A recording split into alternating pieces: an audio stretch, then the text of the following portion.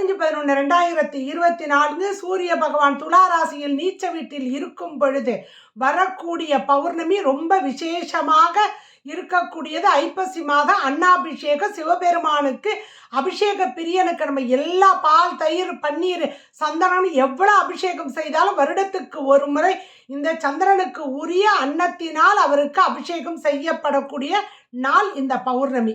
ஒவ்வொரு தமிழ் மாத பௌர்ணமிக்கும் ஒவ்வொரு விசேஷம்.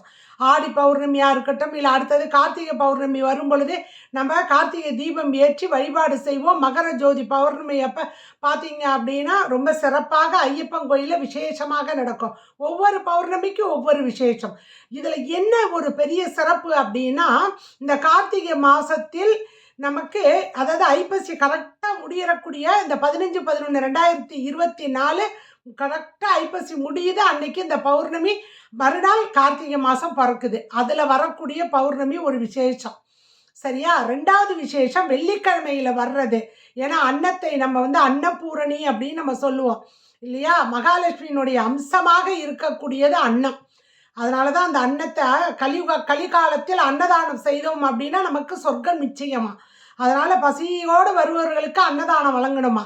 அதனால் மகாலட்சுமியின் அம்சமாக இருக்கக்கூடியது, சந்திரனுடைய அம்சமாக இருக்கக்கூடிய இந்த அன்னாபிஷேகத்துக்கு நம்மளால் இயன்ற அரிசியை கொடுத்து அந்த அபிஷேகத்தில் சிவனுக்கு இதை கலந்து அந்த அரிசி அதில் சாதமாக வடித்து கலந்து கொடுப்பதற்கு செய்யணும். பார்த்தீங்கன்னா கங்கை கொண்ட சோழபுரத்தில் டன் கணக்கில் அரிசியை செஞ்சு அதுவும் ஆவியில் செஞ்சு ஆற வச்சு அப்படி பண்ணுவாங்க. அது அப்படியே காண கண்கோடி வேணும். ஏன்னா அந்த சிவலிங்கத்தை சுற்றி மரத்தினால அதுவும் மூங்கிலால் தட்டு மாதிரி செஞ்சு அதுக்குள்ளே இந்த அரிசி ஆற வச்சு எடுத்து கூடையாக கொட்டுவாங்க. டன் கணக்கில் அதை பார்த்துட்டோம் அப்படின்னா 1000 கோடி சிவலிங்கத்தை பார்த்த புண்ணியங்கள் நமக்கு சேருமா. ஒரு சிவலிங்கத்தை பார்த்தாலே நமக்கு அவ்வளோ புண்ணியம். ஏன்னா எல்லா உயிர்களும் ஐக்கியமாகக்கூடியது கடைசியில் சிவனுடைய பொற்பாதத்தில் தான். சரிங்களா? இந்த விசேஷம் என்ன இந்த வருஷம் அப்படின்னா, அதாவது மேஷ ராசியில் சந்திர பகவான் பரணி கிருத்திகை நட்சத்திரத்தில் நிற்க போகிறாரு அன்னைக்கு. இங்கே சூரிய பகவான் இந்த இதில் கரெக்டாக விசாக 3ஆம் பாதத்துக்குள்ளே நவுந்து வந்துடுவார். அடுத்தது விசாக நாளுக்கு மறுநாள் காலையில் அவர் பயணித்து விருச்சிக ராசிக்குள் பயணிப்பார். குருவனுடைய நட்சத்திரத்தில் சூரிய பகவான் அமர்ந்து அங்கே சூரியனுடைய நட்சத்திரத்திலேயே சந்திர பகவான் அமர்கிறார். பரணியை தாண்டி வந்துடுவார். அவ்வளோ சிறப்பு வாய்ந்த ஒரு அன்னாபிஷேகம் இந்த அன்னாபிஷேகம். இந்த அன்னாபிஷேகத்துக்கு அந்த அன்னத்தை அபிஷேகத்துக்கு பால், தயிர் இதெல்லாம் முன்னாடி செஞ்சுட்டு கடைசியாக சாதத்தினால் வச்சு அந்த சாதத்தை கிட்டத்தட்ட ஒரு 2 மணி நேரம், குறைஞ்சபட்சம் 1.5 மணி நேரம் அந்த சிவன் மேலே இருக்கும். போய் பார்த்துட்டு வந்துடுங்க. அந்த சாதத்தை வாங்கிட்டு குழந்தை இல்லாதவர்களுக்கு, இல்லை நீங்கள் யாராவது நீண்ட நாள் நோயில் இருக்கிறாங்களோ அவங்களுக்கு அதை கொடுத்தா உடனே அவங்களுக்கு கைமேல் பலன் கிட்டும். குழந்தை இல்லாதவங்களுக்கு நல்ல ஒரு குழந்தை பிறக்கும். நோய் நொடியில் இருக்கிறவங்க அதுலேருந்து சீக்கிரமாக விடுதலை பெறுவதற்கான வாய்ப்புகளுக்கும் நல்ல வைத்தியம் மருந்துகள் கிடைப்பதற்கான வாய்ப்பை சிவபெருமான் இந்த மருந்து நல்ல மருந்தை நம்ம கொடுத்துருக்குறோம். சிவனுடைய அன்னாபிஷேகத்துடைய அன்னத்தை. அதனால் அடுத்தது கண்டிப்பாக சேரும். அதனால் கவலைப்பட வேண்டாம்.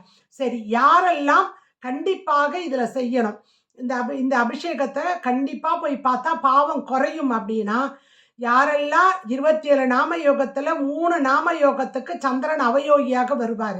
விஷ்கம்பம், கண்டம், பரிகம் இந்த நாம யோகத்தில் பிறந்திருக்கக்கூடியவர்கள். அடுத்தது பரணி, மகம், கேட்டை, உத்திரட்டாதி இந்த நட்சத்திரக்காரர்கள் தோஷம் வாங்கினது, சந்திரன் தோஷம் வாங்கின நட்சத்திரம்.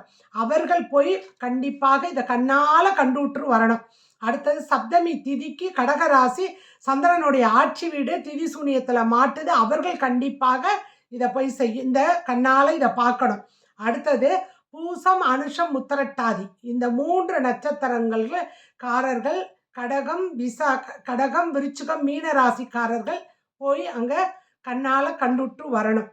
அடுத்தது ரோகிணி, அஸ்தம், திருவோண நட்சத்திரம் இருக்கக்கூடிய ரிஷபம், கன்னி, மகர ராசிக்காரர்களும் அதே வேளையில் இந்த விசாக 4ஆம் பாதத்தில் விருச்சிக ராசியில் சந்திரன் நீச்சமாகிறார். அதனால் விருச்சிக ராசிக்காரர்களும் இந்த அன்னதானத்தை கண்ணால் போய் பார்த்துட்டு கொஞ்சோண்டு வாங்கி நீங்கள் உங்கள் வீட்டில் இருக்கிறவங்களுக்கெல்லாம் ஆளுக்கு ஒரே ஒரு பருக்கை, ஒரே ஒரு சாதம் உள்ளுக்குள்ளே போச்சு அப்படின்னா கண்டிப்பாக நமக்கு சந்திர தோஷங்கள் எவ்வளவு இருந்தாலும், சந்திர தோஷம் வந்ததுன்னா மனக்கலக்கம் அதிகமாக வரும். அவற்றெல்லாம் இருந்து விடுதலை பெறுவதற்கு இது சிறப்பான ஒரு வரப்பிரசாதம்.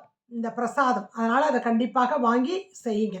யாருக்கெல்லாம் முடியுதோ அவர்கள் கங்கை கொண்ட சோழபுரத்துக்கு போனீங்கன்னா, அது அவ்வளவு ஒரு அற்புதமாக இருக்கும். அந்த லிங்க வடிவத்தில் இருக்கக்கூடிய அந்த அன்னத்தை வாங்கி அத கண்ணால கண்டுட்டீங்க அப்படின்னா, வாழ்க்கையில் நல்ல முன்னேற்றம் இருக்கும்.